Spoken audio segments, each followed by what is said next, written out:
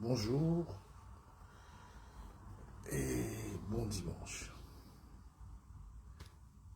C'est le guide MPP, c'est un dimanche tranquille. Et c'est une messe. C'est une petite messe. Une petite messe de réflexion. C'est des questions aussi qu'on se pose, que vous vous posez. Moi, j'ai décidé dans ma misérable vie sur Terre d'être le patron de mon destin. Donc, j'aime les gens dans la vie. Et je le disais hier à mes enfants, vous n'êtes pas mes enfants, hein. Vous êtes mes frères et sœurs. Mais je le disais hier à mes propres enfants, j'aime les gens dans la vie qui continuent d'avancer, qui se battent, qui bougent les lignes. Même en tombant, il faut y aller. Quand vous tombez, en vous relevant, vous n'êtes plus au même endroit. Donc même la chute est un avancement. Première leçon de ce dimanche. La chute est un avancement. Et l'évolution est un agencement d'idées, de rêves. J'ai dit à un de mes fils que je ne voudrais pas demain que son rêve se limite à des choses, à des petites choses. Ça veut dire que ce n'est pas un rêve. C'est la réalité qui est dure. Moi, j'ai rêvé d'être cosmonaute. Me voici bavardeur. Pauvre. Il faut rêver très grand pour être demain au minimum à la moitié du chemin de son rêve. Donc, dans la réalité, il faut avoir la moitié de son rêve au minimum. Écoutez bien, dans la réalité, il faut avoir la moitié de son rêve. Il faut que le rêve soit trop grand. Si le rêve ne vous effraie pas, c'est que ce n'est pas un rêve. Et en Afrique, malheureusement, on a vendu à nos enfants, à nos papas, à nos mamans, à nos sœurs, la réalité comme étant un rêve. Et ça devient un cauchemar. Une réalité mal rêvée est un cauchemar. Vous menez une vie cauchemardesque de petitesse. On nous interdit la prétention. Alors dites-moi, quand Jésus se lève, vous savez que Jésus c'est le fils du charpentier, selon la mythologie. Il a 30 ans. Avant 30 ans, il ne fait rien. À 33 ans, il meurt. Donc de 30 à 33 ans, on nous dit qu'il a décidé d'avoir la prétention d'aller casser le temple. Les marchands, les lutteurs, les Ponce Pilate, les rois romains, Héros, tout cela, c'est de la prétention. Alors aujourd'hui, dès que tu veux te lever, tu donnes un peu de connaissance à tes frères et sœurs, on dit il est prétentieux. Dès que tu veux te lever, tu veux sauver la jeune fille pour qu'elle ne soit plus violée ou sous-éduquée, on dit il est prétentieux. Donc, on interdit donc à l'Afrique la prétention. On interdit aux nègres, aux pauvres, aux sans-culottes de la prétention. C'est les mêmes qui vont vénérer la prétention des autres. Quand on dit que Moïse est allé, il a dit à Dieu de lui donner la force de fendre la mer. Il faut être prétentieux. Nous sommes des humains. Il faut donc savoir que chaque être humain a quelque chose de grand, de mystique. N'ayez pas peur d'être fort. Ne vous excusez pas d'être meilleur. Ne vous excusez pas d'être riche. Ne vous excusez pas de travailler dur. J'ai quelqu'un qui m'a dit, oui, Pépé, la lecture est difficile. Avant, je lisais. Et je dis, mais pourquoi dire que c'est difficile? Oh, aujourd'hui, ça va, mais je suis découragé, mon couple, vraiment. Je n'ai personne dans ma vie, je vis seul, je ne fais plus de relations, je me méfie. Mais pourquoi tu te méfies? Il faut aller. Deuxième règle ce matin. Tout ce que vous voulez obtenir dans la vie se trouve de l'autre côté du mur de la peur. Écrivez. Vous savez, notre malchance, c'est que nous venons dans un monde très difficile. Où, pour que vous me découvriez, il y a beaucoup qui vont tomber sur ma vidéo pour la première fois. Ils vont dire, mais c'est un génie. Beaucoup m'écrivent chaque fois, on vient de tomber sur... Ça fait 25 ans que je fais ça. 30 ans. 40 ans que je fais ça. 40 ans que dans les réunions de famille et devant tous les papas là, mon grand-père me dit, viens t'asseoir là, c'est tout. Tu parles. Mais c'est aujourd'hui que quelqu'un est en train de me découvrir en Haïti ou au Congo ou en Côte d'Ivoire. Je ne suis pas un enfant. Vous savez pourquoi? Parce que chez nous, le temps d'affirmer, d'éclore, de grandir, de se libérer, ça peut mettre toute une vie. Et parfois, l'Africain meurt enchaîné. Il est né enchaîné. Parfois, l'homme pauvre, l'homme misérable, naît pauvre, enchaîné, et meurt pauvre et enchaîné.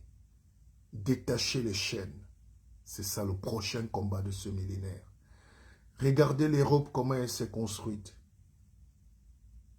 Les gens ont pris le courage de traverser les océans, les mers, les lacs, les forêts, pour venir chercher ce que vous étiez en train de négliger sous vos pieds, l'or, le diamant, les crevettes, le poisson, l'or, le sucre, le coton. Et finalement, vous-même, quand vous vous négligez vous-même, quelqu'un va vous acheter.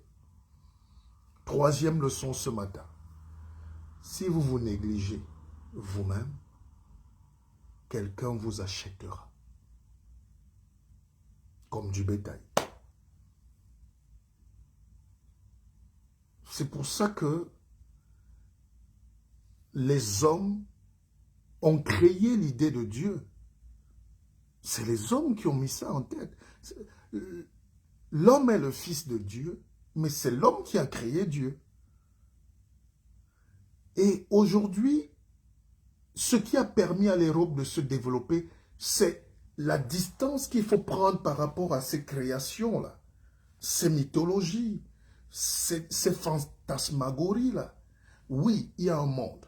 Oui, il y a une horloge. Oui, il y a un horloger. Mais pourquoi je dois être victime des pensées des hommes qui ont dicté cette horloge, qui ont mis en marche cette horloge? Tout ce que vous voyez là, la Bible, le Coran, tout ça, le Talmud, la Torah, c'est des hommes. Et ici en Europe, dans le monde moderne ou civilisé, comme vous dites, pour qu'ils se développent eux-mêmes, ils ont commencé à fuir un peu les textes qu'eux-mêmes ont écrits. Parce que l'évolution de la société permet chaque jour à la magie de devenir réelle. Ce qu'on appelait sorcellerie hier est un jeu de science aujourd'hui. Quand la lumière, tac, on appuie là l'interrupteur, la lumière jaillit. Avant, on nous disait que c'est la magie. Non, c'est de l'électricité, c'est un transport. C'est un transport, c'est un flux. Et pour qu'il y ait électricité, donc nous sommes dans le domaine de l'énergie, il faut qu'il y ait la tension, le potentiel, la résistance, le flux. C'est pareil dans la vie. Pour que vous soyez libre, fort et heureux, il vous faut de l'énergie. L'énergie, c'est la lumière, c'est l'électricité. Et cette énergie-là doit être entretenue par la tension permanente. Pas tension que le mauvais cœur où tu veux tuer ton frère, ta soeur, non. La tension, c'est pas être fâché. La tension, ça veut dire que tu te mets en situation de détente, d'avancer, de tirer, d'aller chercher. Une tension permanente qui maintient l'intelligence. Le cerveau doit être en tension pour éviter la surchauffe. Maintenant, la résistance. Il faut un homme. Les femmes doivent être résistantes. Vous savez, ce qui me gêne en Afrique, c'est qu'on ne forme pas les gens. Nous faisons des lives pour exister. Oh, tel est grand leader. Tel veut être ceci. Tel est ceci. Oh, apôtre tel. Oh, à la gloire de tel. C'est leur bijou en or. Ils rêvent d'acheter des voitures. Mais ils s'en foutent des gens qui sont dans la salle. Ils s'en foutent. Non seulement l'enseignement est médiocre, parfois, mais ils viennent faire leur business. C'est pas mauvais. Mais qu'est-ce qu'on donne aux autres? Est-ce qu'on met les autres en résistance?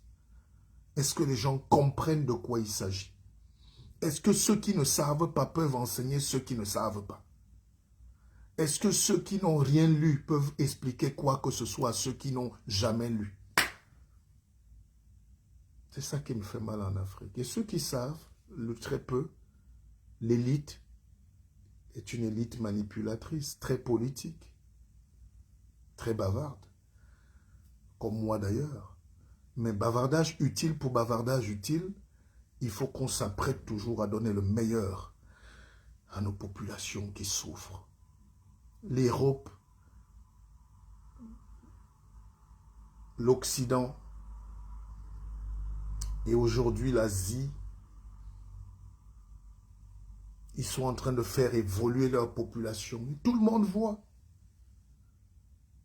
Tout le monde voit comment la population évolue. Le Parti communiste chinois, c'est le dieu des Chinois. Le Parti communiste chinois a 100 ans.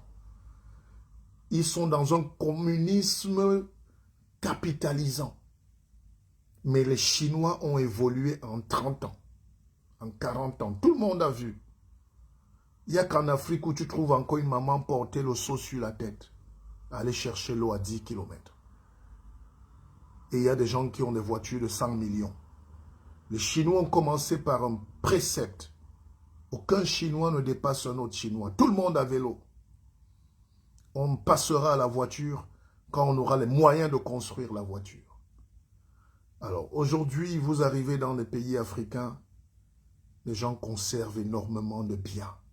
Mais ils sont 2%, 5%, parfois 200 individus punissent 50 millions d'habitants. Je dis punissent parce qu'ils ne font pas avancer la société. Et qui fait avancer la société? C'est les leaders, c'est les pasteurs, c'est les politiques, c'est surtout les enseignants. Un prêtre est un enseignant. Un prêtre est un enseignant. Quand Martin Luther King, qui est né en 1929 et qui meurt à Memphis en 68, déclare qu'il a un rêve sur cette colline, il décide de dire à tous les opprimés de la terre que demain, c'est notre époque, c'est votre époque. Il savait qu'il allait mourir, mais il avait un rêve. I have a dream. Et quand on voit Barack Obama venir plus tard, c'est le dream qui s'est réalisé. Imaginez ces esclaves américains, petits-fils d'esclaves. Ils sont nés sans rien pendant qu'en Afrique on était déjà libre. Et ils n'avaient même pas le droit de s'asseoir dans le bus. Rosa Parks. Ils n'avaient même pas le droit d'être dans le même bus que les Blancs. Ou d'être assis quand un blanc est là. Mais un type se lève, il dit, j'ai un rêve. Et ça se réalise. Alors ce matin, avant d'aller écouter vos choses plus utiles, écoutez quand même le guide MPP. C'est quoi votre rêve? Je suis en train d'installer partout en Afrique des églises de la connaissance. Je ne sais pas comment vous voulez appeler ça, mais c'est ce que j'ai appelé Akeva, Académie de la vie augmentée. Ça veut dire que chacun peut augmenter sa vie. On ne peut pas mourir comme on est venu. Même si mon dernier livre, c'est partir comme on est venu, que tout le monde devrait avoir. Même pas par sympathie pour moi, mais parce que je questionne justement ces propos. Alors je revenais sur cette existence de la vie qui est magnifique. En Occident, Ils ont créé Dieu et ils l'ont détruit pour se libérer des dogmes, des peurs, des jougs. Vous savez, j'étais à Abidjan il y a quelques semaines et le titre de ma conférence là-bas, c'était « Comment on finit avec les peurs, les dogmes ?» Et justement, j'ai des gens qui sont arrivés à la conférence et qui étaient dehors parce que c'était dans un hôtel 5 étoiles ou 6 étoiles. Gratuitement, mais ils avaient peur. Il fallait aller les chercher. Donc, tu as peur parce que tu as entendu lutter contre la peur. Moi, je suis un jeune. J'entends qu'il y a une conférence de comment lutter contre la peur. Et j'ai peur, justement, d'y aller. Ça veut dire que je ne serai jamais au bout de mes peurs et au bout de mes peines. Je viens dire aux gens, n'ayez pas peur. Mais le gars a déjà peur de venir parce qu'il a peur d'avoir peur. Il faut prendre nos responsabilités, nous, les leaders, spirituels, mystiques, politiques, intellectuels, tout ce que vous voulez. Tous les Africains qui ont 1 million et qui le cachent sous le lit sont des criminels. Tous les Africains qui ont lu des livres et qui n'expliquent pas au peuple, aux jeunes, aux villageois, aux gens dans les quartiers, sont des criminels. Tous les Africains qui ont la science, les mathématiques dans la tête et qui ne partagent pas, même au quartier, même bénévolement, sont des criminels. Tous les Africains qui ont des relations et qui ne mettent pas les gens en contact sont des criminels. Je connais quelqu'un en Afrique qui a eu la chance de côtoyer une ou des icônes dans le milieu du sport. Mais cette personne était tellement méchante qu'elle n'arrivait même pas à mettre, quand elle apprenait que la star mondiale arrive, elle déroutait tout le monde. Elle empêchait qu'on soit au contact de ces stars. Elle s'est auto-appropriée une relation, croyant mourir avec. L'Africain est parfois, je suis désolé de vous le dire, égoïste, et il se plaint que le monde est égoïste. Ce qui a développé le Canada, les États-Unis, l'Asie aujourd'hui, c'est le partage, le cerveau collectif. Quand je fais mon live, je ne suis en guerre contre personne. Restez dans vos églises, faites ce que vous voulez, faites des veillées de prière, allez écouter les Haribaba, tout ce que vous voulez, mais il n'y a pas d'Ali Baba dans la vie et les 40 voleurs. Prenez votre destin en main. Pourquoi je le dis? Parce que quand nous faisons des lives, les gens qui embrigadent le peuple trouvent que nous, on est un danger. Ils veulent minorer notre pouvoir d'inverser les tendances. Je salue déjà tous les influenceurs qui sont en Afrique et partout dans le monde, qui prennent le risque parfois contre leur vie, contre le gré même de leur famille, leurs femmes, leurs enfants, de dénoncer l'arbitraire, l'injustice. Parce que normalement, regardez comment le monde est hypocrite. Vous commettez un crime, tout le monde vous soutient. Parce que vous êtes puissant. Tout le monde vous soutient. De peur de perdre la relation avec vous. Comme vous mettez les gens en contact avec des gens, comme vous avez les carnets d'adresse, comme vous... Les gens ont peur de vous dire la vérité, que vous venez de commettre un crime. Mais c'est grâce aux influenceurs. C'est grâce à ces gens-là qui se lèvent contre toute attente et qui soulèvent les masses, qui inversent, qui bousculent le plateau. Et là, l'opinion, la clameur, la foule, le peuple, les gens se lèvent pour revendiquer la justice. Mais qui a donné l'ordre? Qui a commencé? C'est eux que vous devez célébrer ce dimanche. Toutes ces petites voix-là, c'est les voix de Dieu. Parce que si ces voix se taisent, il n'y a pas de liberté, il n'y a pas de développement. Or, justement aujourd'hui, il ne fait plus beau de dénoncer. Vous voyez même quelqu'un qui commet un crime, qui vole, qui viole, qui tue. Les gens le protègent. Comme nous protégeons parfois nos dictateurs. Nous travaillons pour protéger les crimes de nos dictateurs, les crimes de nos voleurs, le crime des violeurs. Et nous aimons ça. Je parlais d'avancer des droits tout à l'heure. Les droits humains. Il y a quelques années, on appelait les Chinois les Shintok. Ils n'étaient rien un Chinois. Et je finis par comprendre aujourd'hui que vous êtes respectés, pas par rapport à l'argent. Il y a des Chinois très pauvres dans les villages qui n'ont même pas d'eau et de lumière. Il y a des Indiens qui ne mangent pas. J'étais en Inde une fois, je suis dégoûté. Il y a la caste des intouchables. Ces gens qui nettoient les latrines avec les mains, qui n'ont pas le droit de saluer les autres. Ils ne mangent pas là où il y a les autres. C'est en Inde. Mais l'Inde est la 5e puissance du monde, avec le nucléaire, avec tout ce que vous voulez. Le fer, le minerai, l'ingénierie, les logiciels, la technologie. Mais en Inde, c'est le pays le plus injuste du monde. En Inde, on ne dénonce pas. Vous avez le droit de tuer un intouchable. Vous n'allez pas au tribunal. Et moi, quand j'ai vu ça, j'ai dit, ça, c'est pas le pays de Gandhi, ça. Ça, c'est pas un pays qui me fait rêver. Tous les leaders, les ministres, les directeurs généraux africains vont en Inde chercher les marabouts, mais personne ne s'intéresse au sort des intouchables. Et une société comme ça ne m'intéresse pas.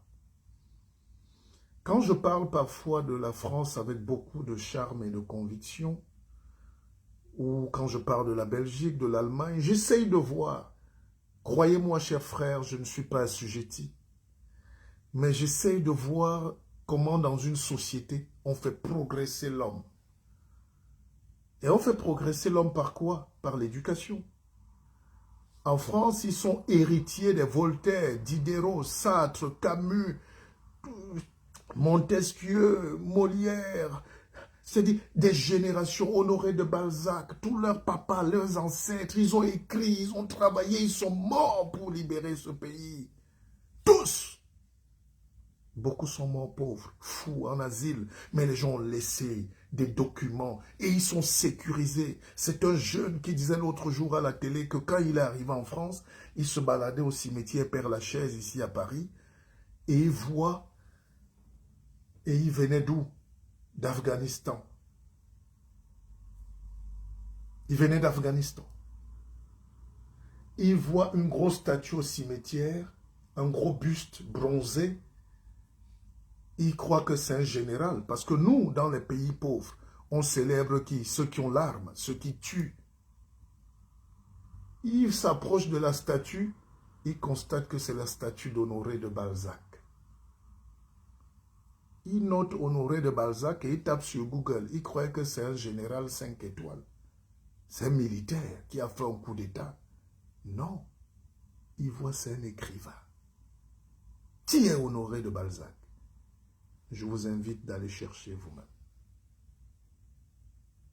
Vous allez me taxer de faire encore la publicité. Et le pauvre croit que quand on parle du bien, ça veut dire qu'on l'insulte. Non, personne n'est pauvre, personne n'a le droit de se sentir insulté. Nous tous, on a le droit d'avancer. Les gens qui se disent leaders en Afrique, en insultant la France, tous sont fréquentés ici. Ils vous mentent. Tous sont fréquentés au Canada. Ils vous disent de détester ces pays. Tous sont fréquentés aux États-Unis. Tous ont des diplômes de l'Allemagne. Il ne s'agit pas de dire que tout est bien. Mais nous, pour qu'on se développe, il faut qu'on prenne la recette de ce qui a marché. Qu'est-ce qui marche là-bas? Tout ne marche pas ici. Il y a un côté où un peu mémoire oubliée, des pauvres, le racisme au quotidien, tout ça là. Il y a des problèmes. Mais quand nous venons, pour ne pas mentir à nos frères d'Afrique, prenons ce qui est bien et allons leur donner aussi pour qu'on avance. Deuxième chose, sur le plan religieux, je me permets de vous dire que je suis très choqué par la bêtise africaine en 2021. Parce qu'on n'a pas le courage de nous questionner. Mon rôle n'est pas de dire que tel le christianisme a fait ou n'a pas fait. Mon rôle, c'est de vous dire, à un moment aussi, on peut dire non. Juste parce qu'on est africain, on dit non. Pour que la France se développe, les mêmes gars ont tué le clergé. Enfin, On l'a détaché de l'État. Parce que là-bas, vous apprenez les dogmes. Ici, on vous dit, taisez-vous, Dieu a dit, attendez, mourrez comme ça. Et puis de l'autre côté, on dit aux gens, non, prenez-vous en main, avancez. Nous avons mis toute l'énergie dans le développement. Et qui nous a donné l'énergie? C'est Dieu. Dieu ne peut pas vous avoir créé. Et de ce côté, l'église vous dit, dormez, attendez qu'il se réveille. Et puis, nous ici, on attend qu'il se réveille. Là-bas, on lui dit, allez-y. Ce n'est pas être contre quelqu'un, c'est vous dire que oui, laissez un peu ça, laissez les dogmes, la fatalité là. Laissez, nous sommes déjà majeurs. Aujourd'hui, rien ne se cache. On ne peut pas être le seul continent où les seuls lives qu'il y a sur nous, c'est apôtre, prophétie de tel. Vous voyez un pauvre analphabète prisonnier qui a violé des femmes, qui bat sa femme, ou la tue, ou la vend, ou la fait, et il dit qu'il est prophète, et il dit aux gens de dormir. Et vous voulez que nous, on se taise? Vous voyez les hommes politiques médiocres, petits goguenards inutiles. C'est eux qui ont la faveur, c'est eux qui ont l'exposition. Parce que vous êtes dans l'enclos de la médiocrité. Enclos de la médiocrité, c'est vraiment pas une insulte. Ça veut dire que coupez cet enclos, cassez cet enclos et allons vers les couloirs, ouvrez les digues. L'Afrique produit des génies et l'Afrique ne mérite pas d'être conduite par des idiots, par des faibles, par des feignants. Si l'Europe n'avait pas eu les Napoléons dont on se plaint aujourd'hui d'avoir rétabli l'esclavage, d'avoir fait ceci, c'est qu'ils n'existaient pas. Leurs parents ont travaillé. Ils ont été violents.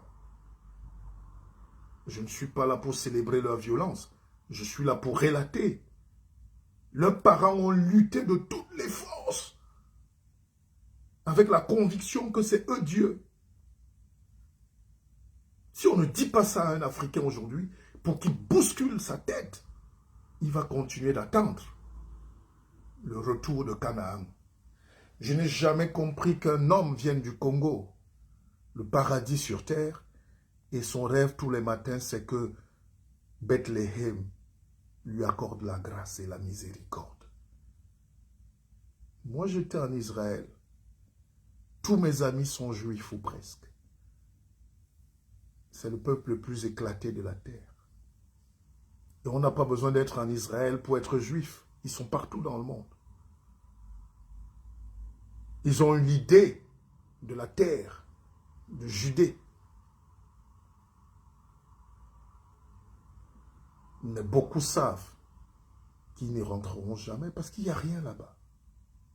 Il y a le désert. Il y a le plateau du Golan en Syrie qui crée les guerres depuis des millénaires pour l'eau.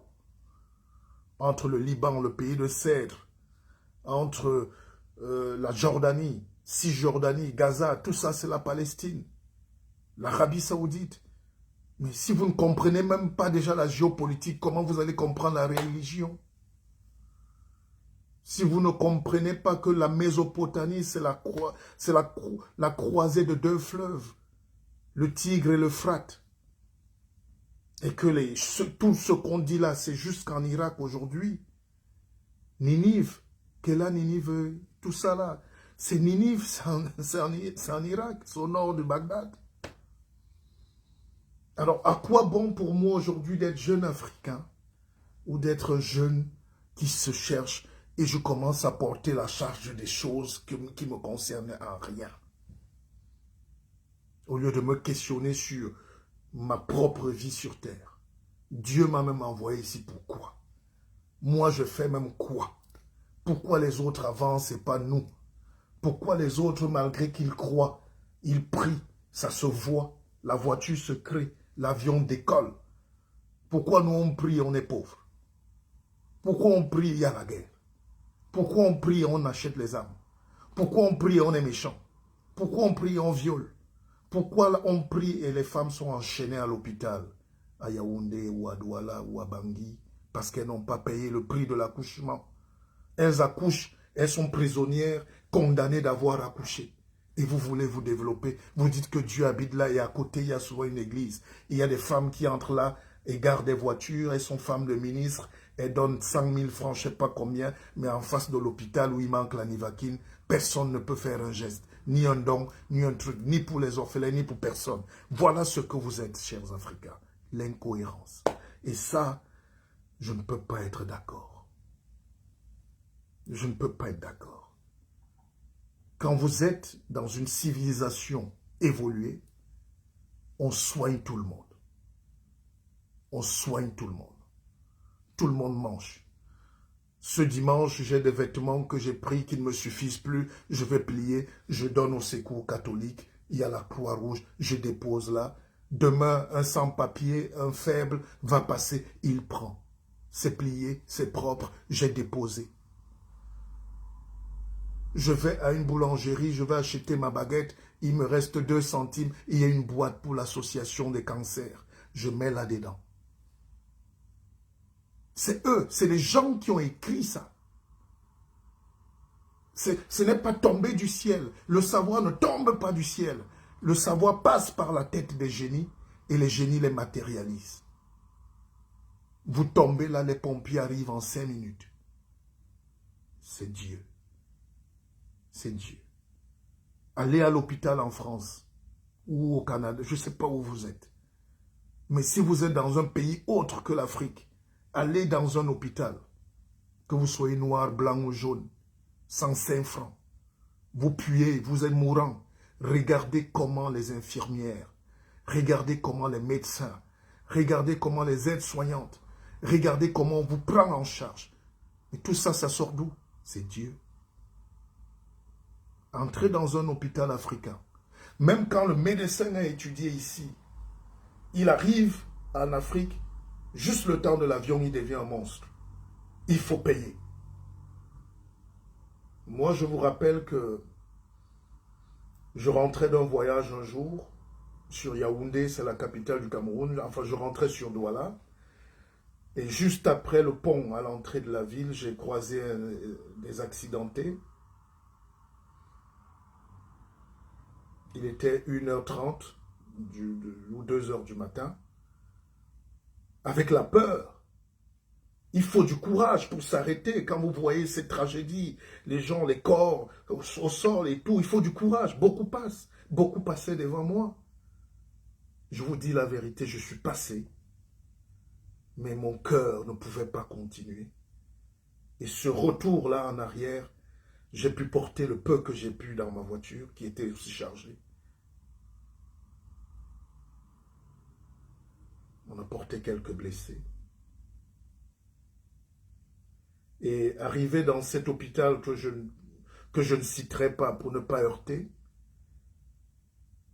mais ces gens-là sont encore en poste, je suppose, parce qu'il ne faut pas blesser les gens aujourd'hui. Et quand on a déposé ces gens qui perdaient de leur sang et tout ça, moi-même j'étais tout trempé de sang.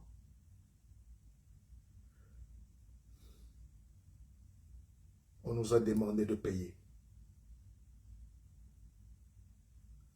Je devais payer parce que je suis en train de sauver des gens que je ne connais ni d'Adam ni d'Ève. C'est ça l'Afrique aujourd'hui. Vous croyez qu'il n'y a pas d'argent?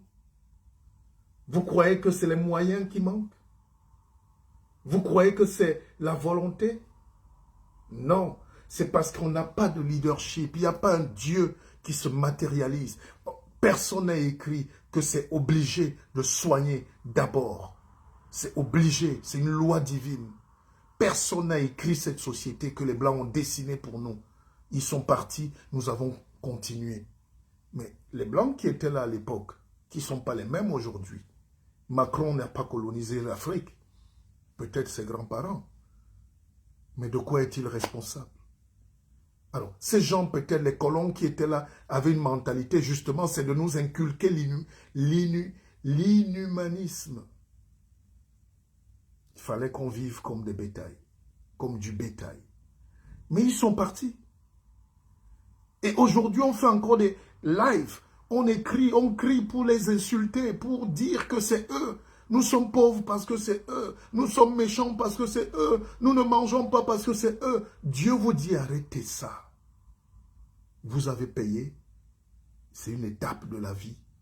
Un peuple qui n'avance pas est un peuple qui recule, est un peuple qui meurt, est un peuple qui s'affaisse dans le cachot du désespoir, comme disait Césaire. La pauvreté n'existe pas. C'est l'homme pauvre qui est téméraire. La pauvreté des hommes politiques fait qu'en Afrique, on n'a pas le courage de dessiner une société. Dessiner une société, ça veut dire encourager l'émergence du talent, le génie. L'Afrique n'a pas de génie en action. Je suis passé à la télévision ivoirienne, la RTI, l'autre jour. Jusqu'à aujourd'hui, je reçois des centaines de coups de fil, de courriers, de messages. Et juste après moi, Cheikh Modibo Diarra est passé dans cette même émission. Et quelqu'un l'a qualifié de petite émission. Par aigreur et jalousie. C'est une très grande émission. La RTI, c'est une très grande chaîne de télé. Alors, qui est Cheikh Modibo Diarra? C'est le premier noir astrophysicien à aller à la NASA. Cheikh Modibo Diarra est resté en France sans papier. Il est allé aux États-Unis. On lui a ouvert les portes. Il a atteint le plus haut sommet à la NASA. Il rentre au Mali. Il se présente à l'élection présidentielle. Personne ne le vote. Modibo Diarra est l'enseignant d'Angela Merkel. Le patron d'Angela Merkel en termes de connaissances. Angela Merkel a agrégé aussi en physique nucléaire. Mais Modibo Diarra, c'est le temple du savoir. Et il est au Mali. On ne le consulte même pas. Il fait pousser la pomme de terre dans le désert. Il est dans son village. Vous savez pourquoi? Parce que l'Africain a peur de l'enfant qui a le génie. Dieu vous envoie des gens pour vous sauver, vous libérer. Quelqu'un qui a contrôlé la NASA ne peut pas développer le Mali. On me parle d'Assimi Goïta, un militaire. On me parle de tel, un petit ouvrier. On me parle, l'Africain aime le rabaissement, le nivellement par le bas. Comme ça, il est au niveau du peuple qu'il maintient. Regardez la qualité de vos députés, de vos ministres, de vos dirigeants, de vos... Mais vous pouvez vous développer dans un monde où le Coréen a 20 sur 20. Vous pouvez vous développer dans un monde où le Chinois a 21 sur 20. Il travaille 20 heures par jour, sur 24. Vous pouvez vous développer dans un monde où en Hongrie, à Budapest, à Dakar, même les Occidentaux, vous pouvez vous développer avec des Libanais qui ouvrent leur boutique à 6 heures et ferment à 6 heures. Vous pouvez vous développer avec les Allemands qui font décoller la fusée européenne, avec les Français qui travaillent 22 heures sur 24. Vous pouvez vous développer. Modibo Diarra, il est malien. Qu'est-ce que le peuple malien a fait de lui?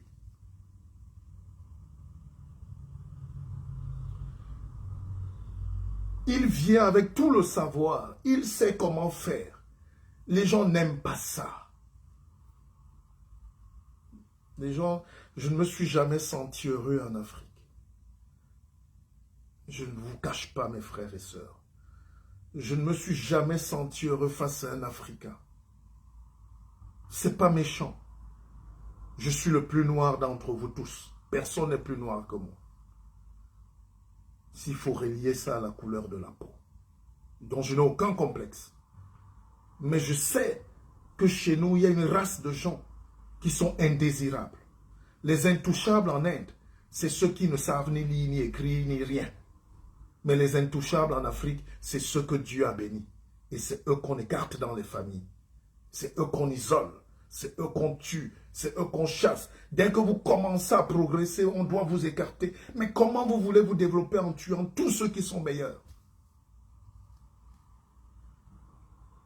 Comment vous voulez vous développer demain si vous tuez tous ceux qui sont des leaders, tous ceux qui brillent, tous ceux à qui Dieu a donné l'onction d'écrire l'autre projet de société divin pour vous? Vous savez, je suis très mal placé, mal à l'aise quand il faut critiquer l'Église occidentale, par exemple. Parce que quand ils sont quand même venus en Afrique, esclavage, tout ce que vous connaissez, colonisation, ils coupaient les bras, ils coupaient les pieds, ils violaient les femmes, ils faisaient tout ce qu'ils voulaient, ils tuaient les enfants. Mais une œuvre humaine n'est jamais parfaite ou totalement négative. Ces mêmes gens construisaient les écoles, les hôpitaux, Abluchem, la Quintini, Centre Jameau. Regardez, moi je vous cite par exemple le cas d'un pays comme le Cameroun, vous citez tous les hôpitaux portent le nom encore de ces gens-là. Vous allez au Gabon, tous les hôpitaux portent le nom de ces gens-là. Jameau, Centre Jameau, la Quintini, ceci, ceci-là, je ne sais plus, le Grand Blanc de Lambaréné, le ceci-là, le tuti, et tuti, dont les gars avaient quand même. En même temps, ils vous coupaient les bras, en même temps, ils les soignaient. Cette didascalie de la pensée, cette perversité constructive. Ils violaient nos mamans, mais ils leur construisaient les lycées de femmes. Ils faisaient des métis, ils avaient les écoles des métis pour former les métis qui vont venir dominer sur les noirs. Ils ont créé des collèges catholiques, des collèges protestants. Ils ont quand même mis de l'éducation. Ce n'est pas là le problème. Le problème, c'est qu'est-ce qu'ils ont mis dans cette éducation. Vous ne savez pas, je ne vais pas parler ce matin de phénoménologie. Sinon, j'allais vous balancer très loin dans l'idée du couteau sans manche et sans lame. C'est-à-dire, la culture occidentale, c'est une culture où on te donne le couteau, mais sans manche. Et dès que tu constates qu'il n'y a pas le manche, ou la manche, je ne sais pas, les deux sont valables. Après, il n'y a pas la lame. Donc finalement, ils ne vous ont ni donné ni la manche, ni la lame, donc ils ne vous ont pas donné le couteau, mais vous avez un couteau en main. C'est trop fort ça. You have to think about it. Donc c'est ce qu'ils mettent dans l'éducation qui est un poison pour les générations et des générations. C'est-à-dire que dans cette culture séminariste, aristocratico-bourgeoiso, pseudo, spirituel, le contenu est imbécilisé. Imbécilisé, ça veut dire imbécum, vidé de sa substance. Donc ils mettent un enseignement vide de substance pour former des goguenards en costard. Et 60 ans après, on se retrouve avec une élite goguenard en costard, agrégée en bêtises, en goguenarie. Vous croyez qu'ils allaient mettre là-dedans une éducation pour vous donner la libération? La preuve, tous les Africains qui ont été leaders et qui ont compris le système, même quand ils étaient dans cette éducation, ils ont pu s'extirper pour produire le génie humain. C'est pour ça que je crois que le génie humain n'est ni dans les livres des autres, ni dans la pensée des autres, mais le génie humain naît en nous-mêmes. Nettoyez votre moteur. Je viens vous l'arranger. C'est moi le guide Pépé qui parle. Quand Mongo Betty écrit Ville cruelle, il a 21 ans. Il a écrit une quinzaine de livres après. Ils n'ont jamais atteint le livre quand il n'avait même pas encore été formé. Ferdinand Oyono, Une vie de boy, il a 16 ans. Mais il n'est même pas encore allé à l'école. Mais il écrit le plus grand livre jamais écrit par un noir. Donc, après il finit agrégé. Mais de l'agrégation, il fait qu'oublier. Mais la pure pensée, la vraie, c'est quand il avait 16 ans. C'est pour dire quoi? Le leader est déjà né. Dieu est déjà né. L'enfant Dieu est déjà né. L'enfant puissant, l'enfant qui va changer la famille, le village, le pays, est souvent déjà là. Et vous le tuez, vous le découragez.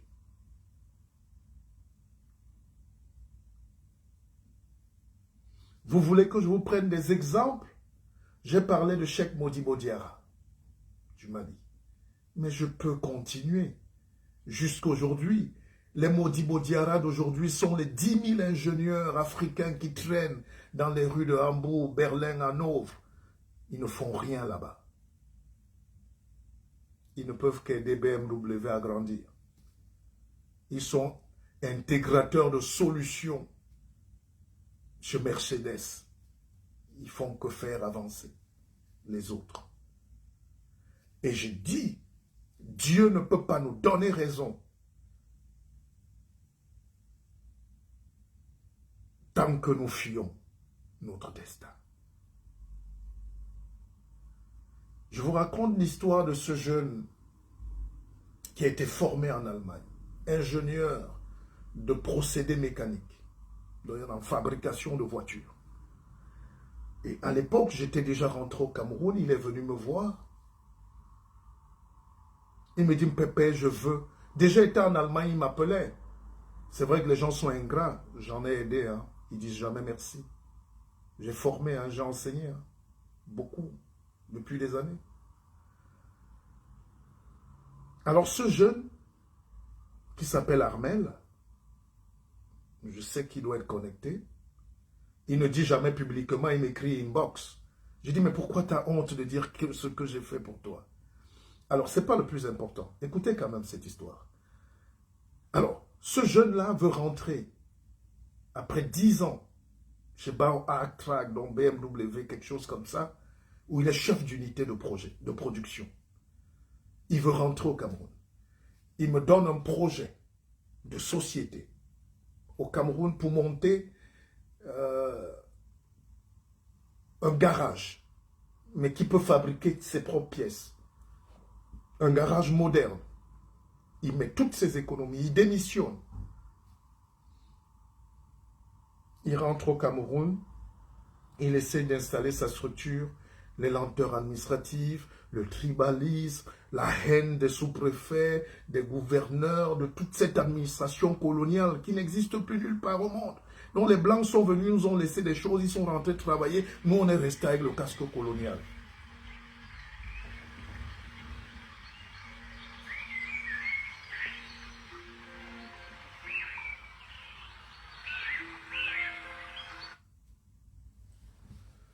C'est Dieu qui m'envoie un message. Alors, merci Seigneur de me donner la force encore de travailler pour ce peuple-là. Je ne sais pas où on ira, tant nous sommes détestés au sommet de l'État, même en bas, tant nous sommes hermétiquement rejetés, même par ceux qui doivent libérer les gens. Les gens ont peur. Ils ont peur de nous. Les partenaires ont peur de nous. Les frères ont peur de nous. Parce qu'en Afrique, pour vous faire d'ennemis, il suffit juste de dire la vérité. Je l'ai compris très tôt. Mais est-ce que je dois vivre toute ma vie en disant le mensonge? Est-ce que je serai heureux? Est-ce que je serai libre? Alors, je vous parlais de ce jeune ingénieur, major de sa promotion, dans la plus grosse école allemande de formation d'ingénieurs à Munich. Il rentre avec son dossier, il met des centaines de millions, toutes ses économies, et un matin, un sous-préfet vient fermer, ou un impôt, je ne sais pas, des trucs des impôts. On lui demande de dégager. 200 millions de pertes. Et ce gars est en larmes, il vient me voir, il dit, Pépé, je suis mort, j'ai vendu ma maison en Allemagne, je ne peux plus rentrer. Les Allemands m'ont donné la nationalité, on m'a même proposé le contrat et tout. Mais qu'est-ce que je vais faire? J'ai dit, si tu veux, tu rentres en Allemagne. Mais je pense que tu dois continuer de lutter. Alors, plus tard, pour avancer, il me présente un nouveau projet quelques mois plus tard. C'est un projet de griller les arachides, les cacahuètes. Donc il a monté une société pour griller les cacahuètes. Vous savez ce que c'est? C'est pour ça que tous les gens, les jeunes qui font maintenant investir au pays, à faire quoi? Ils vendent le poulailler, c'est beau. Mais ce n'est pas à ce niveau qu'on va développer. C'est pas à ce niveau qu'on... Ils ne sont pas dans la conception de la pensée. Hein. Je ne les méprise pas, mais je les salue, je les respecte. Mais ce n'est pas avec ça. Ça, c'est de la débrouillardise. Ils peuvent gagner des petits millions là en bas, la vie n'est pas... On parle de construire une conscience mystique, spirituelle, industrielle ou scientifique. Vous savez l'effort qu'il y a pour un ingénieur d'avoir été formé pendant 12 ans au plus haut niveau et de venir griller les cacahuètes. Si nous tous, il y a des ingénieurs en physique nucléaire, ingénieurs en biochimie, ils rentrent en Afrique, ils commencent à faire le poulailler derrière la maison de sa mère. Il dit qu'il est entrepreneur. Monsieur, nous devons nous battre pour rester dans la résistance politico-mystico-culturelle, économique et intellectuelle. Si tu as été formé pour construire les ponts, rentre chez toi et construis les ponts. Si tu as été formé pour fabriquer la voiture, rentre chez toi, tu construis la voiture. Quelles que soient les forces contraires, c'est parce que vous n'avez pas ce que Dieu a emballé dans le cœur de l'homme et qui est juste en bas, qui s'appelle la foi. C'est entre le cœur et le foie. C'est la foi. Le foie, c'est un organe humain, c'est mystique, c'est le plus puissant organe humain. C'est lui la centrale nucléaire du corps, il lave, il purifie, il travaille, il construit tout le métabolisme. Et la foi, c'est quand ça sort du corps, ça rencontre Dieu. Alors quand on n'a pas de foi, c'est pour ça que quand vous lisez les livres spirituels, la Bible et autres, on vous dit homme de peu de foi, vous êtes esclave. L'Africain n'a pas de foi. La foi, c'est la conviction. Je peux changer d'opinion, mais je ne peux pas changer de conviction. Je peux changer de langage, mais je ne change pas ma conviction. Les Européens ont la conviction d'être les leaders du monde.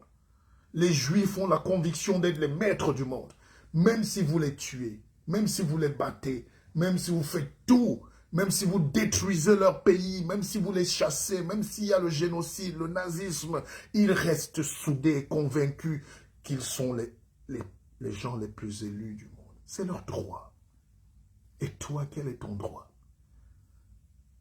Le droit de subir, le droit d'être victime, le droit de pleurer, le droit de crier, le droit de dire que l'autre ne m'aime pas, l'autre nous déteste. Oh, mais écoutez, madame, j'ai créé une banque qui s'appelle Akeva Bank. C'est une banque binaire, souterraine, mystique, spirituelle. C'est à nous-mêmes. Et puis la plupart des gens qui sont friands du sabotage, c'est souvent tes propres frères qui viennent dire « Ah, ça sent un peu l'arnaque. » Mais pourquoi je vais vous arnaquer? Oh, cette histoire-là, où est même le siège social? Mais la banque n'est pas née avec le siège social. Justement, la banque, c'est l'idée de libérer le peuple par les petites convictions souterraines. On ne dira pas tout ici parce que vous êtes des lamentateurs. Je côtoie la communauté asiatique ici à Paris, pakistanaise même, indo-pakistanaise. Ils lèvent plus de 100 millions d'euros tous les week-ends. Allez leur demander. Allez leur demander comment ils font. Et en liquide. Allez leur demander. Vous faites vos tontines de 1000 euros et on ne respire pas vos champagnes sur Facebook. Allez demander aux Chinois combien ils lèvent. 13 milliards d'euros. C'est un reportage qui est sur YouTube. La communauté chinoise en France, chaque année, 13 milliards d'euros. Et ils les replacent même dans les banques. Vous croyez, vous avez vu un siège social des Chinois qui lève, vous ne connaissez pas, vous ne voulez même pas oser, vous ne voulez même pas apprendre, vous ne voulez même pas prendre de risques, vous ne voulez même pas avancer, vous ne voulez même pas travailler, vous ne voulez rien, mais vous voulez que les autres vous attendent. L'autre va construire sa voiture et tu vas venir monter dedans avec l'argent que tu as volé de l'hôpital de ton village. Les autres construisent leurs fusées. J'étais avec les Africains l'autre jour qui criaient « Air France, c'est trop cher ». J'ai dit « Moi, je vais payer Air France ». C'est leur droit. Air France est cher en Afrique. Je dis « Ah bon ?» Ah. Est-ce que vous savez que 1000 Africains qui donnent 1000 € achètent un Boeing?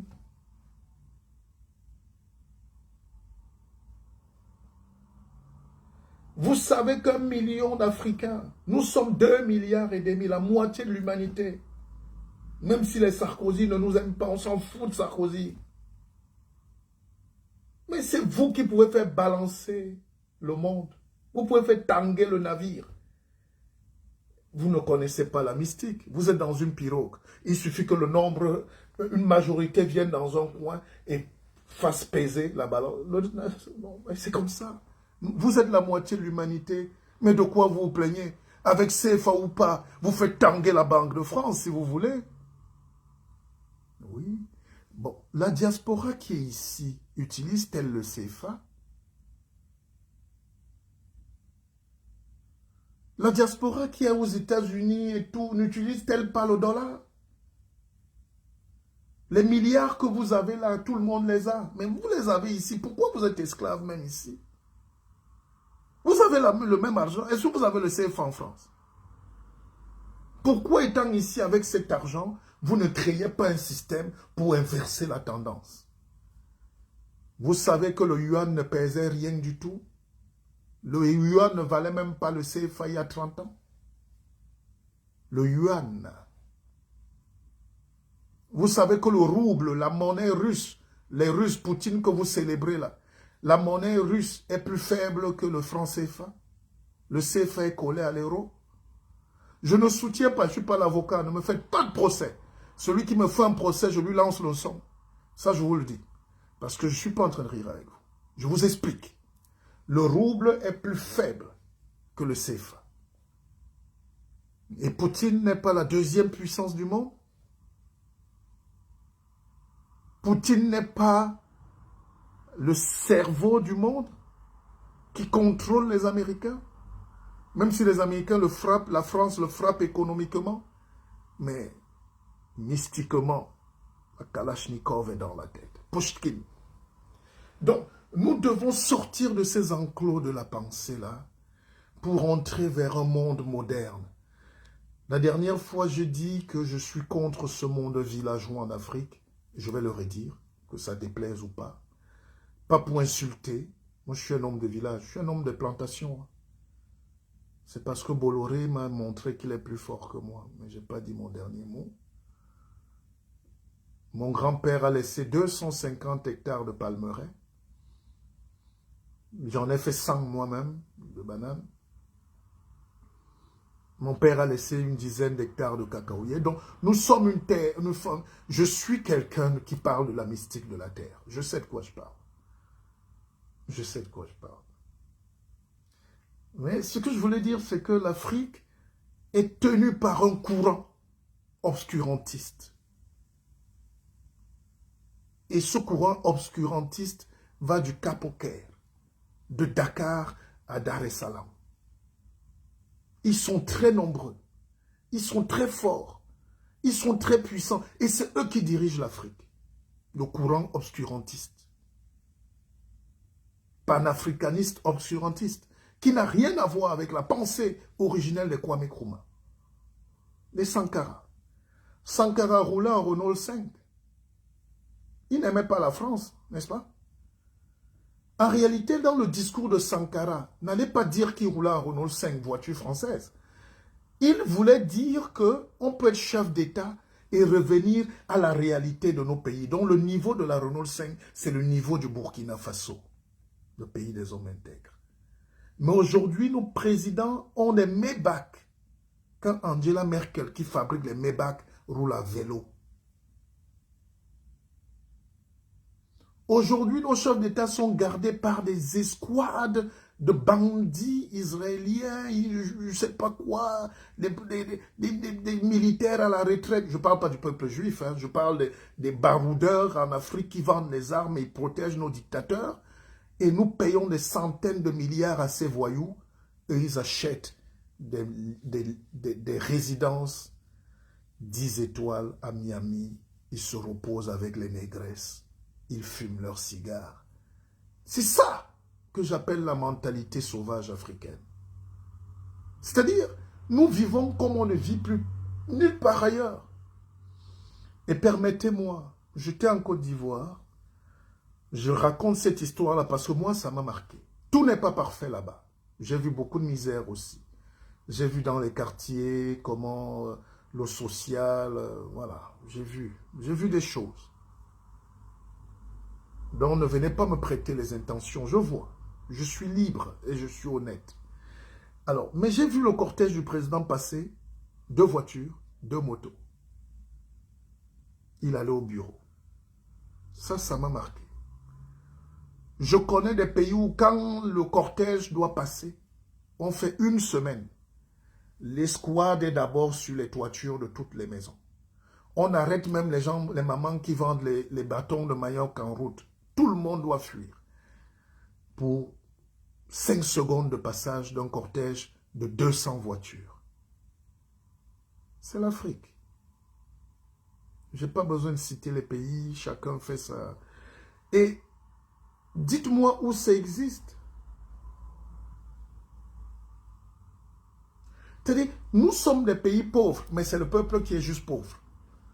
L'élite là, la crème, dont nous, la crème, on s'en fout. On peut violer les filles, on peut acheter les gens, on peut ne pas payer les employés, on peut et puis venir à la télé donner des leçons.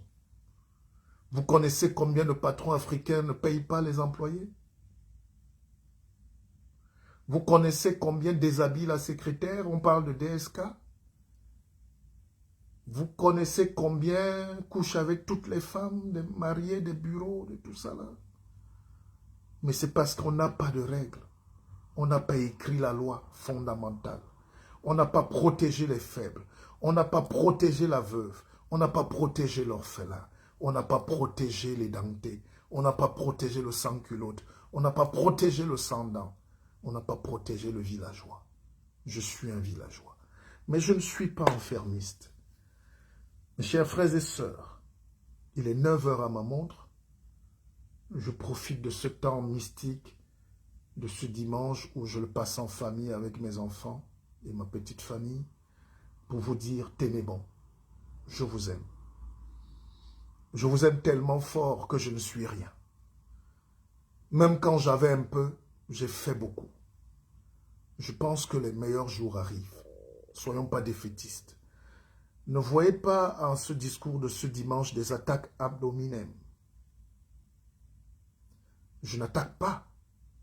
Je déclame.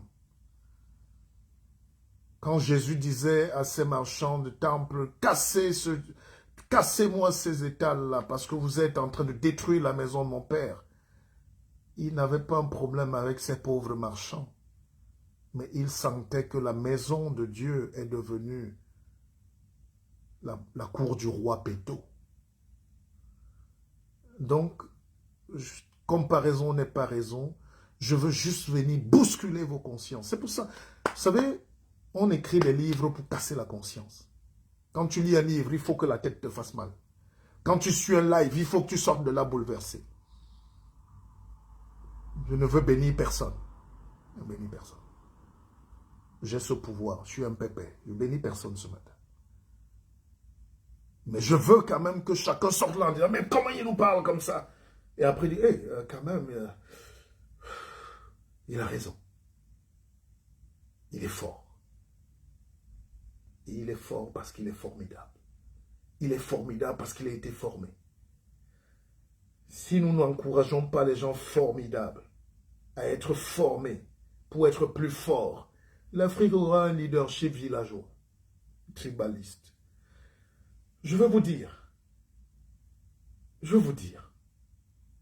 au début quand je faisais mes lives, parfois on atteignait même pas 50. Après on est passé à 800 000, tout ce que vous voulez, même 2000. Et puis je constate aussi qu'aujourd'hui ça baisse et beaucoup sont partis. Mais moi je n'ai pas changé. Beaucoup parlent parce qu'ils ne peuvent pas te manipuler. Parce que ceux qui te manipulent ne savent pas qu'ils sont manipulés pour être manipulés par ceux qui manipulent, pour être manipulés par ceux qui nous manipulent. C'est une belle formule. Ce n'est pas un jeu de mots, mais c'est vrai. Moi, ne me manipule pas. Ne me manipule pas. Je resterai avec vous qui viendrez prendre du savoir. Je resterai avec vous qui viendrez lutter, qui viendrez vous sentir bien. Les gens sont abandonnés, isolés, ils ne savent pas avec qui se tourner. Quand je regarde la jeunesse africaine, j'ai vu les jeunes me dire en Côte d'Ivoire à l'aéroport, « Mpépé, tu nous laisses avec qui ?» On n'a personne en Afrique. Je ne suis rien. Mais on n'a pas d'aînés. On n'a pas de grands. Même quand quelqu'un est ministre, il ferme la porte. Quand quelqu'un est directeur général, il est méchant. Je cause avec tous les grands patrons en France, ou du moins à une certaine époque, ils sont ouverts. Quand quelqu'un a réussi, il ne peut pas avoir le visage des rides fermées. Pourquoi en Afrique, tous les ministres, ils sourient quand il y a la caméra, mais quand on ferme, il est méchant? Pourquoi tous les chefs d'État sont méchants quand Pourquoi les gens ne sont pas humains en Afrique? Même quand quelqu'un a un petit poste. J'ai un frère qui est gouverneur.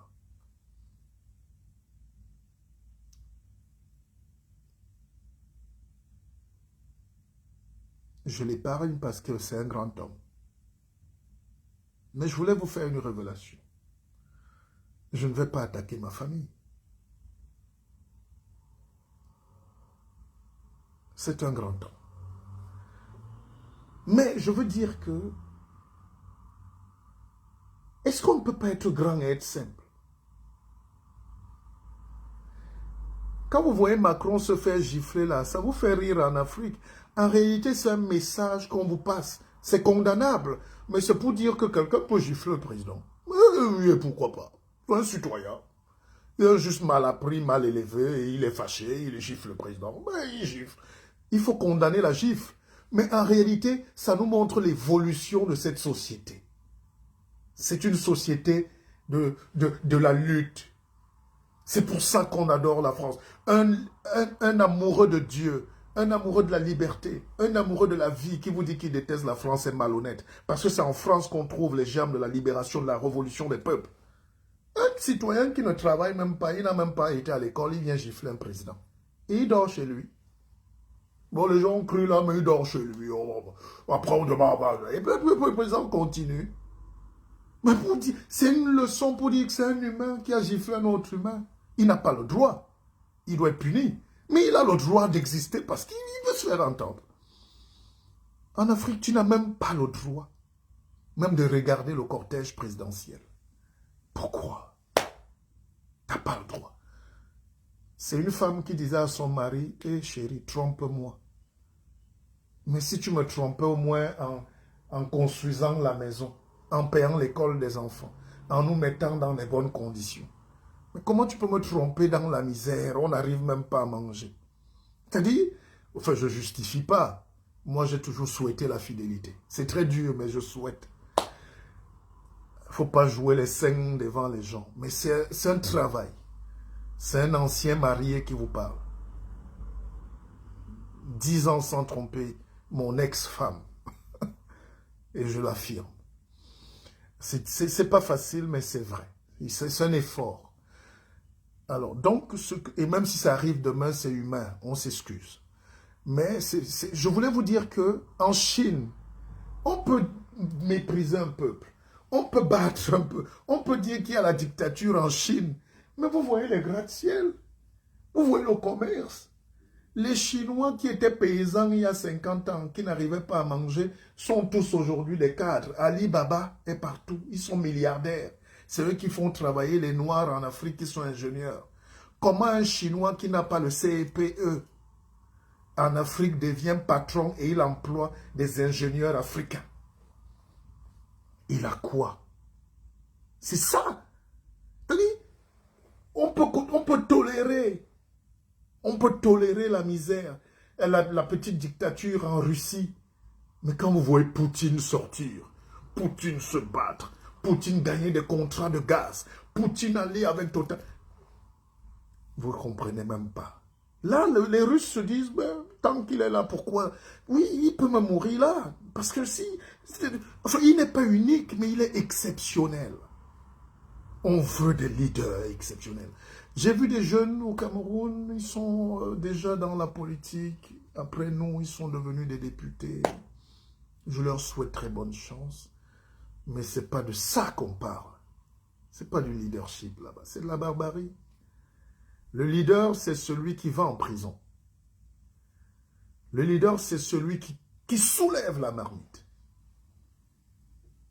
Le leader, c'est celui qui montre la route. Le leader, c'est celui qui ne baisse pas les bras. Le leader, c'est celui qui refuse de manger à la table de ceux qui ne font pas manger le peuple. Et c'est là où Dieu commence à intervenir. Et cette prise de conscience, ne m'en voulez pas, nous ne sommes pas nombreux aujourd'hui à la faire. Parce que l'Afrique est victime des enfermistes, comme dit Michelle Obama. Enfin, Michelle Obama. L'Afrique est victime des enfermistes. L'enfermiste, c'est le panafricaniste, utopiste, névrotique. Il a la veine sur la tête. Il crie la rage et la haine. Panafricaniste, ce n'est pas la haine. Développer l'intelligence. Il n'y a aucune chaîne qui nous empêche de nous libérer en réalité. Or, les panafricanistes vous font tellement peur en accusant les autres, en protégeant leurs dictateurs. Ils soignent les dictateurs parce qu'ils mangent là-bas. C'est moi je suis le patron de tout ceci. Je sais, c'est moi, n'est-ce pas? Président du Conseil panafricain des médias. D'abord secrétaire général, trésorier, vice-président et président. Je sais. Aujourd'hui, on est en train d'aller vers d'autres choses. Et je souhaite que l'Afrique se libère de tous ces gens-là. Ils sont plus dangereux que le colonisateur qui est venu il y a quelques années. Eux tous ont la même mission, c'est maintenir le peuple là où il est. Les gens qui ouvrent les vannes sont très peu. Mes chers frères et sœurs en Afrique, je vous souhaite un bon dimanche. C'est le guide Pépé. Vous m'avez fait transpirer ce matin, réfléchir est difficile. Je suis fatigué, mais quel bonheur d'avoir partagé cet échange. Si vous avez été heureux de m'avoir suivi, partagez ce direct. Ne l'effacez pas. Moi, j'ai des directs qu'on envoie aux gens et qui les effacent. Et au bout de 6 mois, reviennent dire, même Pépé, j'avais vu ce direct, mais je l'ai effacé. J'ai créé l'académie pour former mes frères et sœurs, parfois gratuitement. Je me rappelle encore, j'étais à Abidjan, même les livres que je dédicaçais, quelqu'un vient me dire qu'il n'a pas l'argent du livre. Je dis, donnez-lui le livre. J'écris des livres où on développe la pensée. C'est pas facile. Les gens veulent vous décourager. Oh, la lecture sert à quoi? On a des Facebook, c'est pas pareil. C'est pas pareil. Les blancs ne sont pas fous. Quand tu es dans la forêt, regarde ce que le grand singe mange. Tu ne vas pas mourir. Ils ne sont pas fous. Ils ont remis le livre Priorité nationale en France. C'est ça la politique. On a donné un chèque cadeau de 500 € à tous les jeunes de France pour commander les livres. Ce n'est pas un jeu. Les réseaux sociaux, c'est pour prendre ce qui est utile. On fouille ce qui est utile. Mais vous revenez 2 jours, 2 heures de lecture, 1 heure de lecture, 2 minutes, 2 pages par jour ou par semaine. Vous allez vous enrichir. C'est pas possible. Tu ne peux pas lire et être pauvre. Si vous me citez un lecteur qui est pauvre au monde, j'arrête de faire les directs. Donc les discours pour vous décourager, n'écoutez pas. Vous ne pouvez pas. Quand vous avez lu Aimé Césaire, Moi Laminaire, allez lire le discours sur le colonialisme de Mongo Betty. Allez lire encore plus loin Émile Zola. Allez lire Camus La Peste. Allez lire Jean-Paul Sartre. Allez lire et vous venez me dire. Quand quelqu'un vous dit l'existence précède l'essence. L'existence précède l'essence. C'est un être humain qui dit ça. C'est très fort. En réalité, c'est pour tuer les dogmes religieux. Nous sommes en Europe, hein, c'est les Blancs. L'existence précède l'essence. Si vous me donnez 2 minutes, parce que vous me fatiguez pour rien. Vous n'avez même pas versé. Est-ce que la dîme a été versée? Bon, on arrête le direct. On va expliquer la prochaine fois. C'est trop gratuit, c'est trop facile. Mais retenez, prochain direct, l'existence précède l'essence. Le Mpépé vous explique la pensée de Sartre. Et vous allez me dire si Sartre est blanc ou noir ou jaune, ou si c'était juste un savant. L'existence précède l'essence. Je dis, vous faites pitié. Parce que personne ne vous enseigne. Personne n'a le temps. Les gens ont le temps de vous faire demander les litiges, mais personne n'a le temps de s'occuper du peuple. Les gens ont le temps de danser et vous présenter les bijoux, les mots, mais personne n'a le temps. Éduquer, ça prend du temps. Ça fait mal à la tête. Parce que quand je finis souvent là, moi-même, on me demande la facture alors de 2 heures de bavardage, c'est quoi? Je dis, laisse, maman, laisse. C'est ma part de sorcellerie que Dieu m'a donné. C'est dimanche, j'ai un cousin qui s'appelle Maître Dimet. C'est un avocat au barreau. C'est l'un des meilleurs spécialistes en économie en Afrique. Hein? Le droit des affaires, c'est Maître Dimet. Et lui, avant de monter, souvent, il demande où est donc ma dîme. Hein? Et pour ce dimanche, mettez la dîme. Mettez la dîme de Maître Dimet, Ngena Dimet. Mettez la dîme et puis on va continuer. Hein? Le meilleur avocat du Cameroun, c'est Maître Dimet. Et puis, c'est mon cousin. Et il ne continue pas quand il n'y a pas la dîme. Donc, mettez la dîme.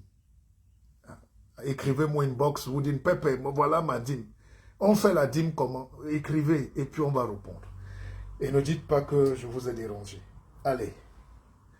Les livres sont là, vous pouvez les commander, ça va faire du bien, ça libère. Et puis l'académie est là. Si vous n'êtes pas formé, vous allez mourir esclave. Vous allez mourir esclave. Comme ça. Et je n'ai pas la prétention, mais Dieu me donne quand même des choses bizarres dans la tête. Je ne suis pas normal, n'est-ce pas?